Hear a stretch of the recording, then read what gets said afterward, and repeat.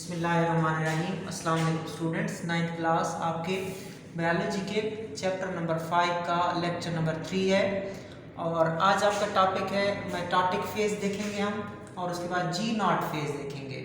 वो देखने से पहले मैं आपको डायग्राम से दोबारा यूकैरियोटिक सेल साइकिल बता देता हूँ। यूकैरियोटिक सेल साइकिल डायग्राम से देख लें और ये डायग्राम बेटा आपने बनानी है और व्हाट्सएप पे शेयर करनी है इसकी तस्वीर बना के।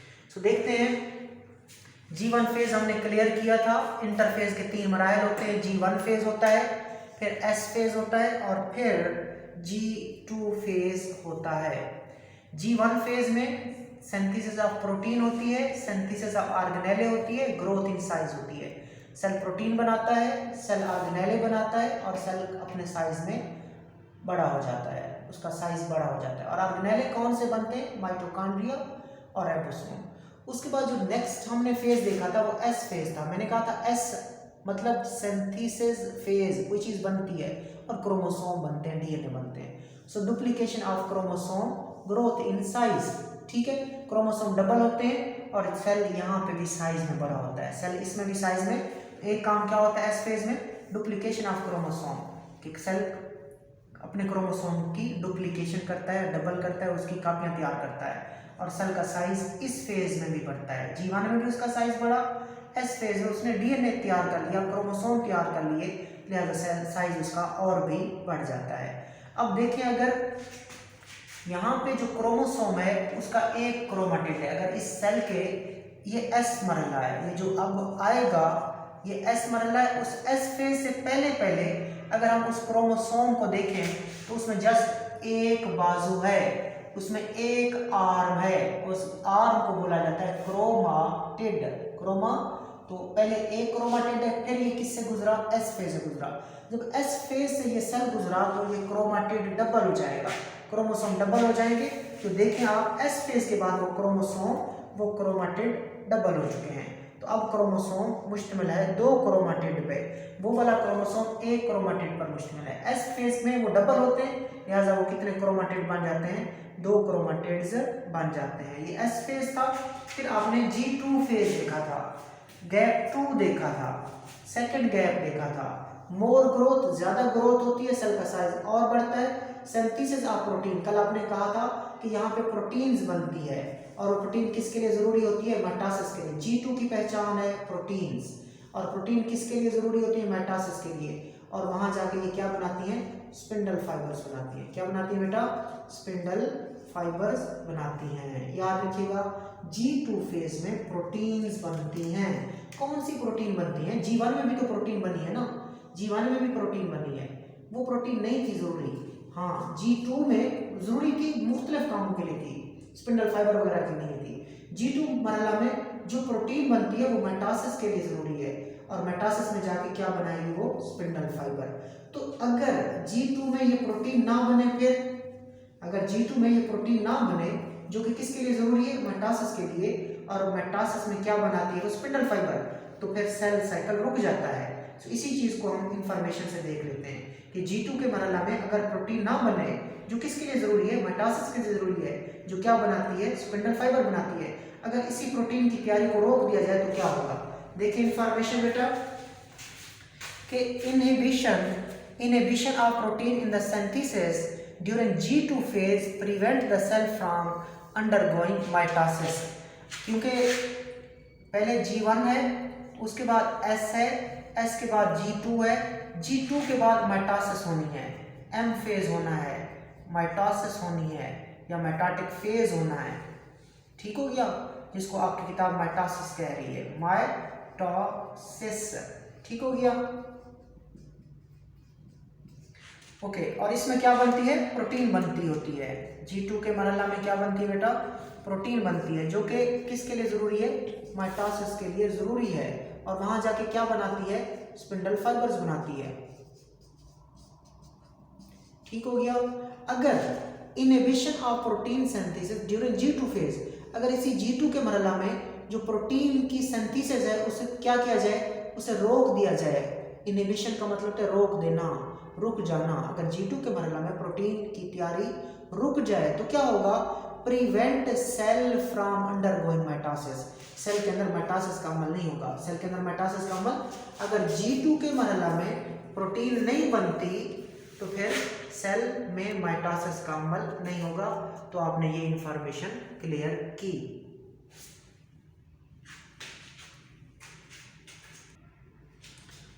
चलिए अब देखते हैं कि सेल G1 से भी गुजर चुका, एस फेज का मरहला भी हो चुका, G2 का मरहला भी हो चुका। तो ये तीनों मराहल के इंटरफेज के, और इंटरफेज में सेल अपने आप को तकसीम होने के लिए क्या करता है, तैयार करता है। अपने आप को तकसीम होने के लिए क्या करता है, प्रिपेयर करता है। अब उसने G1 भी कर लिया, S भी कर लिया, G2 भी कर लिया, सो वो तकसीम के लिए तैयार हो चुका है। अब वो तकसीम के मरहला में दाखिल हो जाएगा, और तकसीम के मरहले का नाम एम फेज होता है या माइटोटिक फेज होता है। और इसमें सेल क्या हो जाता है, तकसीम हो जाता है, तकसीम हो जाता है। यहाँ पे सेल तकसीम हो जाता है या सेल डिवाइड करते हैं। सो देखते हैं, after the G2 phase, G2 के मरहला के बाद, और G2 किसका मरहला, इंटरफेज का। So after the G2 phase of interphase, cell enter the division phase। के इंटरफेज के G2 मरहला के बाद, इंटरफेज के G2 मरहला के बाद सेल किस मरहला में दाखिल हो जाता है, डिवीजन फेज में दाखिल हो जाता है। किस फेज में दाखिल हो जाता है, डिवीजन फेज में दाखिल हो जाता है। और डिवीजन फेज का नाम क्या है, एम फेज है या मेटाटिक फेज है। अब मेटाटिक फेज में क्या होगा, it is characterised by mitosis. Mitotic phase में, एम फेज में माइटोसिस होगी, in which cell divide into 2 daughter cell, जिसमें एक सेल 2 डॉटर सेल में तकसीम हो जाएगा। तो ये था मेटाटिक फेज। दोबारा देख ले, after the G2 phase of interphase, interphase के G2 मरहला के बाद cell enter the division phase, cell तकसीम के मरहला में दाखिल हो जाता है। और तकसीम का मरहला एम फेज कहलाता है या मेटाटिक फेज कहलाता है। अब इसमें क्या होगा, it is characterised by mitosis. इसमें माइटोसिस होती है, ज़्यादातर माइटोसिस होती है, कुछ में मियासिस भी होती है। सो एम फेज में, मेटाटिक फेज में माइटोसिस होगी। ये सेल की एक तकसीम है, in which cell divide into 2 daughter cell, जिसमें एक सेल जो था, वो पहले वाला जो सेल था, वो कितने डॉटर सेल में तकसीम हो जाता है, 2 डॉटर सेल में तकसीम हो जाता है। बेटा ये देखना, जो सेल तकसीम होता है वो पेरेंट सेल कहलाता है, और उससे कितने सेल बनते हैं, 2 सेल अगर बने तो वो माइटोसिस है। तो वो क्या कहलाती है, माइटोसिस कहलाती है। और जो नए सेल्स बनते हैं उनको क्या कहा जाता है, डॉटर सेल्स कहा जाता है। और माइटोसिस के नतीजे में जो सेल बनते हैं वो हूबहू अपने पेरेंट सेल जैसे होते हैं। डायग्राम से देख लेते हैं कि ये देखें, ये एस फेज था, और एस फेज के बाद ये कौन सा मरहला था, G2 का मरहला। G2 के मरहले के बाद ये इंटरफेज 90% हो चुका है, अब 10% है, अब सेल तकसीम होना है। तो अब सेल डिवाइड करेगा, सेल तकसीम के मरहला में दाखिल होगा, और तकसीम के उस मरहला का नाम एम फेज होता है, जो कि उस इंटरफेज, ये सारा इंटरफेज है, G1 interphase, S interphase, G2 interphase है, ये सारा इंटरफेज है, बड़ा मरहला है, लेंथी मरहला है। 90% टाइम सेल साइकिल का, सेल की जिंदगी का 90% टाइम ये ले जाता है, जहाँ पे सेल अपने आप को तकसीम होने के लिए क्या करता है, प्रिपेयर करता रहता है, तैयार करता रहता है। फिर आखिर में थोड़ा सा टाइम होता है जिसमें सेल तकसीम हो जाता है, 10% होता है वो, और जहाँ पे सेल तकसीम होता है उसका नाम एम फेज होता है या मेटाटिक फेज होता है। ये यूनिट आपने कवर किया। अब चलते हैं हम एक और शॉर्ट क्वेश्चन बेटा आपका, G0 फेज। G0 फेज, तो देखें इधर भी थोड़ा सा है, ये सेल दैट हैव टेम्परेरीली और permanently stop dividing are said to have entered a state of quiescence called G0 phase। कुछ सेल्स होते हैं जो आर्जी तौर पर या मुस्तकिल तौर पर तकसीम होना बंद कर देते हैं। कुछ सेल आर्जी तौर पर या मुस्तकिल तौर पर तकसीम होना बंद कर देते हैं, and they are said to have entered a state of quiescence. ये स्पेलिंग थोड़ा देख ले बेटा, क्विसेंस, ठीक हो गया, इधर सी आएगा फिर। ओके, कुछ सेल टेम्पोरेरली तौर पर, परमानेंटली तौर पर डिवाइड करने से स्टॉप हो जाते हैं, यानी कि स्टॉप कर देते हैं डिवाइड होना। And they are said to have entered, और हम कहते हैं ये दाखिल हो चुके हैं ए स्टेट ऑफ क्विसेंस, एक ऐसी हालत में जिसमें वो इनएक्टिव हो गया है। सो क्विसेंस का मतलब क्या होता है बेटा? इनएक्टिव हो जाना, और उस मरहले का नाम होता है जी नॉट फेज। तो आप जी नॉट फेज स्टार्ट करने लगे, दोबारा देख लें। Some cells that have temporarily और permanently stop dividing are said to have entered in a state of quiescence called G not phase. Cells जो आर्जी तौर पर या मुस्तकिल तौर पर तकसीम होना बंद कर देते हैं, हम कहते हैं कि वो एक गैर फ़आल मरहला में दाखिल हो चुके हैं, इनएक्टिव मरहले में दाखिल हो चुके हैं। वहाँ पे सेल सो जाते होते हैं, इनएक्टिव हो जाते हैं, तकसीम होना बंद कर देते हैं, और उस मरहले का नाम है जी नॉट फेज। इसकी डिटेल हम देखते हैं, इधर भी देख लें, इधर भी देख लें बेटा कि ये एक मरहला है G1 का मरहला, जिसे आपने कहा था। कौन सा मरहला? 2-3 MCQs है, ये आपने करने हैं कि एक सेल बनने के बाद अपनी ज़िंदगी कहाँ से शुरू करता है? G1 से। एक सेल साइकिल कहाँ से शुरू होता है? G1 से।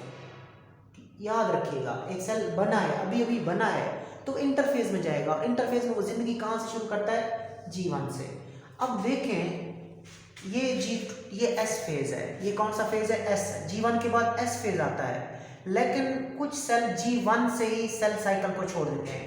ये तो है आपका पूरा सेल साइकिल, ये तो पूरा है आपका सेल साइकिल है बेटा, पूरा सेल साइकिल है, जिसमें G1 है, S है, और उसके बाद G2 है।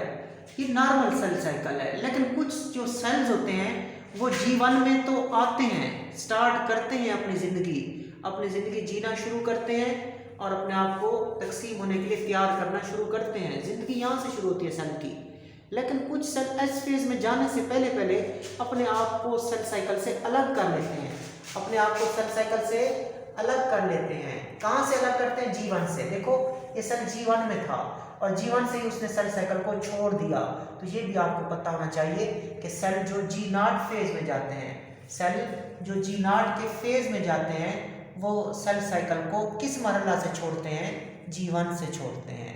याद रखिएगा, ठीक है। जी नॉट फेज में जो सेल जाते हैं, जो सेल साइकिल को छोड़ते हैं, वो कहाँ से छोड़ते हैं? G1 फेज से छोड़ देते हैं, और वहाँ जाके क्या करते हैं? जी नॉट फेज में क्या करते हैं? जी नॉट, इस तरह लिखते हैं। ओके, तो यहाँ पे टेम्परेरी और परमानेंट स्टॉपेज इन डिवीजन के जो तकसीम का अमल था वो आर्जी तौर पर रुक गया है, या कुछ सेल में परमानेंटली तौर पर रुक गया है। तो जी नॉट वो मरहला है जिसमें जो तकसीम का मरहला है वो टेम्परेरी तौर पर या परमानेंट तौर पर क्या हो चुका है? स्टॉपेज। तो यहाँ पे जो लिखा हुआ है टेम्परेरी और परमानेंट स्टॉपेज इन डिवीजन के सेल ने तकसीम होना बंद कर दिए। आर्जी तौर पर भी हो सकता है, कुछ सेल में आर्जी तौर पर होगा और कुछ सेल में मुस्तकिल तौर पर होगा। अब जी नॉट मरहला को हम डिटेल से देखते हैं। G not phase, it is very very important short question, very very important short question, SQ short question. G not phase देखते हैं बेटा। पहले तो आपने उधर बात की थी, अभी पढ़ा आपने कि सेल्स जो होते हैं वो क्या करते हैं? आर्जी तौर पर या मुस्तकिल तौर पर तकसीम होना बंद कर देते हैं। हम कहते हैं वो एक क्विसेंस के मरहले में चले गए हैं, वो गैर फ़आल, यानी ऐसा मरहला जिसमें वो इनएक्टिव हो गए, उस मरहले में पहुंच गए। उस मरहले का नाम क्या होता है? जी नॉट फेज। अब देखते हैं जी नॉट फेज को डिटेल से। इन मल्टी सेलुलर यूकेरियोट के जो यूकेरियोट्स होते हैं, पहली बात बेटा, यूकेरियोट्स जानदार होते हैं, यूकेरियोट्स जानदार होते हैं, लिविंग ऑर्गेनिजम्स होते हैं। कौन से? जिनमें यूकेरियोटिक सेल पाया जाता है, जिनमें यूकेरियोटिक सेल पाया जाता है। और यूकेरियोटिक सेल वो होता है जिसका न्यूक्लियस वाज़े होता है। जिसका न्यूक्लियस क्या होता है? वाज़े, distinct, prominent, well defined nucleus हो। जिस सेल का न्यूक्लियस वाज़े हो उस सेल को यूकेरियोटिक सेल कहते हैं। और जिन जानदारों में यूकेरियोटिक सेल पाया जाए वो यूकेरियोट्स होते हैं। कुछ यूकेरियोट एक सेल पर मुश्तमिल होते हैं, उनको यूनिसेलुलर कहते हैं। बाकी यूकेरियोट जो होते हैं ज़्यादा सेल पर मुश्तमिल होते हैं, और ज़्यादा सेल पर मुश्तमिल यूकेरियोट्स को मल्टीसेलुलर यूकेरियोट कहते हैं। So in multicellular eukaryote cells enter G0 phase from G1 phase and stop dividing. अभी आपको मैं सिखा रहा था कि जो सेल्स होते हैं वो G0 फेज में चले जाते हैं। कहाँ से जाते हैं? G1 से जाते हैं। ये डायग्राम में भी क्लियर है बेटा कि ये G1 फेज चल रहा था, ये G1 फेज चल रहा था, एक सेल नाराज हो गया, समझाने के लिए बोल रहा हूँ।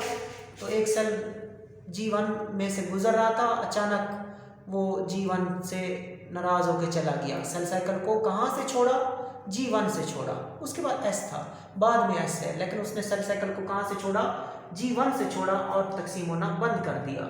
अब वो मुस्तकिल तौर पर भी नाराज हो सकता है, कुछ टाइम के लिए भी नाराज हो सकता है, मतलब कुछ टाइम के लिए भी स्टॉप हो जाएगा डिवीजन के लिए और ज़्यादा टाइम के लिए भी वो वहाँ पे रह सकता है, मुस्तकिल तौर पर भी वो तकसीम होना बंद कर सकता है। तो आपने क्लियर किया कि मल्टी सेलुलर यूकेरियोट के अंदर जो सेल्स होते हैं वो G0 के मरहला में जाते हैं। कहाँ से? G1 से। और वहाँ जाके क्या करते हैं? G0 है, वहाँ जाके क्या करते हैं? Cell stop dividing. तो आपको पता होना चाहिए कि G0 में सेल कहाँ से जाएगा? G1 से जाएगा और वहाँ जाके करेगा क्या? G0 में सेल क्या करते होते हैं? Stop dividing. जबकि G1 में प्रोटीन तैयार करते हैं, ऑर्गेनेले बनाते हैं, ग्रोथ होती है, एंजाइम तैयार होते हैं। जबकि G0 में सेल क्या करता है? तकसीम होना बंद कर देता है। ठीक हो गया? आगे चलें। Some cell remain in G0 phase for indefinite period, for example neuron. Points हैं, ये MCQs बनेंगे आपके, ये सारे इंपॉर्टेंट MCQs हैं। Some cell remain in G0 phase for indefinite period of time। कुछ सेल G0 में गैर मुअज्जना मुद्दत तक रहेंगे। और गैर मुअज्जना मुद्दत क्या होती है? इनके नहीं पता कब वापस आएंगे, आ जाएंगे, कल आएंगे, साल बाद आएंगे, 2 साल बाद आएंगे, कुछ भी नहीं पता। उसको बोला जाता है indefinite period. Indefinite period. So some cell remain in G0 phase for indefinite period. उनकी मिसाल है न्यूरॉन के सेल। ये हमारा ब्रेन जो है, हमारा जो स्पाइनल कार्ड है, ये उसके सेल्स होते हैं, ये हमारा नर्वस सिस्टम बनाते हैं। तो फिलहाल आपको इतना पता बेटा। ठीक हो गया? तो कुछ सेल G0 फेज में गैर मुअज्जना मुद्दत इनडेफिनेट पीरियड के लिए जाते हैं और मिसाल है उसकी न्यूरॉन। इनडेफिनेट जब भी आ जाए इनडेफिनेट पीरियड के लिए, गैर मुअज्जना मुद्दत के लिए कौन से सेल होते हैं? न्यूरॉन के सेल वहां जाते होते हैं। आगे चलते हैं, अगला MCQs। Some cell enter G0 phase semi permanently. कुछ सेल जो होते हैं वो G0 फेज में सेमी परमानेंटली जाते हैं, यानी कि मुस्तकिल तौर पर जाते भी हैं, नहीं भी जाते। ठीक हो गया? कुछ सेल वहां पे जुज़वी तौर पर जाते हैं। ठीक हो गया? तो some cell enter G0 phase semi permanently. वो कौन है? Some cell of the liver and some cell of the kidney.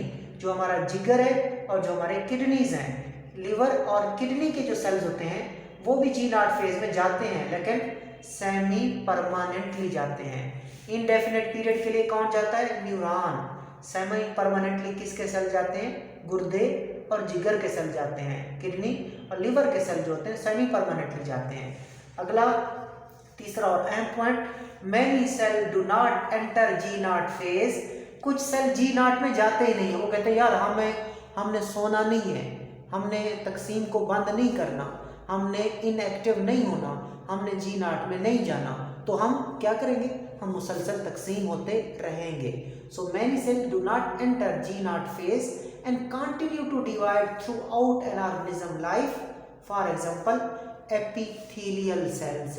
ठीक है बेटा, कि कुछ सेल G0 में जाते ही नहीं हैं और जानदार की पूरी जिंदगी में तकसीम होते रहते हैं, हर वक्त तकसीम होते रहते हैं। उनकी मिसाल है एपिथेलियल सेल्स। ये बेटा वो सेल्स होते हैं जो हमारी स्किन को कवर करते हैं, या फिर जो हमारा जो डाइजेस्टिव सिस्टम है, मुंह वगैरह है, फेरिंग्स है, इसको अंदर से कवर करते हैं। ब्लड वेसल्स में भी हो सकते हैं, रेस्पिरेटरी सिस्टम में भी हो सकते हैं और कवर करते हैं चीज़ों को। तो इनको बोला जाता है एपिथेलियल सेल्स। सो याद रख लें, एपिथेलियल सेल्स G0 में जाते ही नहीं हैं। ठीक है? और लिहाजा जानदार की पूरी जिंदगी में तकसीम होते रहते हैं, जबकि लिवर और किडनी के सेल सेमी परमानेंटली जाते हैं और जो न्यूरॉन के सेल हैं वो इनडेफिनेट पीरियड के लिए जाते होते हैं। तो ये आपका G0 जो कि इम्पॉर्टेंट शॉर्ट क्वेश्चन भी था और बहुत सारे MCQs बन सकते हैं, वो आपने कवर किया। एंड पे एक इंफॉर्मेशन है बेटा, उसको भी देख लें। The event of the cell cycle are ordered and directional. याद रखना ये जो सेल साइकिल के वाकयात हो रहे हैं जिसमें G1 फेज है, याद रखना G0 नॉर्मल नहीं है, ये तो वैसे आ जाता है, कुछ सेल में आता है कुछ सेल में नहीं आता। जो मेन प्रोसेस है वो G1 फेज होता है, फिर S फेज होता है, फिर G2 फेज होता है, फिर M फेज होता है। इन 3 मरहलों में सेल अपने आप को तकसीम होने के लिए तैयार करता है, लिहाजा ये 3 मरहले इंटरफेज कहलाते हैं, जबकि ये 10% जो मरहला होता है इसमें सेल तकसीम होता है और इसको मेटाटिक फेज कहते हैं। तो क्या कहा, the event of the cell cycle are ordered and directional, कि जो सेल साइकिल के वाकयात हो रहे हैं, सेल साइकिल के जो वाकयात हो रहे हैं ये क्या होते हैं, ऑर्डर्ड होते हैं, यानी कि एक तरतीब से होते हैं और एक सम्त से होते हैं। सम्त क्या है, G1 के बाद S है, S के बाद G2 है, G2 के बाद M है। तो सेल साइकिल के जो इवेंट्स हैं, वाकयात हैं बेटा, वो एक तरतीब से होते हैं, एक तरतीब से होते हैं और एक डायरेक्शन से होते हैं, एक साउंड में होते हैं। ओके, ईच इवेंट अकर इन ए सीक्वेंशियल फैशन, इसका मतलब क्या है कि हर इवेंट एक तरतीब से होगा। And it is impossible to reverse the cycle, ये इम्पॉसिबल है कि आप साइकिल को रिवर्स कर दो, साइकिल को उलट करना मुश्किल है। ये आप कहें कि G2 पहले आ जाए, S बाद में आ जाए, G1 बाद में आ जाए, ये मुमकिन नहीं है। G1 पहले आएगा, फिर S फेज आएगा, फिर G2 आएगा, G2 के बाद M फेज आएगा। सो कह सकते हैं हम कि सेल के जो वाकयात होते हैं, सेल साइकिल के जो इवेंट्स होते हैं वो ऑर्डर्ड तरीके से होते हैं बेटा। किस तरीके से होते हैं, ऑर्डर्ड तरीके से होते हैं, डायरेक्शनल तरीके से होते हैं, यानी कि हर जो इवेंट है, हर जो मतलब अमल है वो एक ख़ास तरतीब से चलता है। हम इस तरतीब को, इन चीज़ों को उलट या रिवर्स नहीं कर सकते। अल्लाह हाफिज़।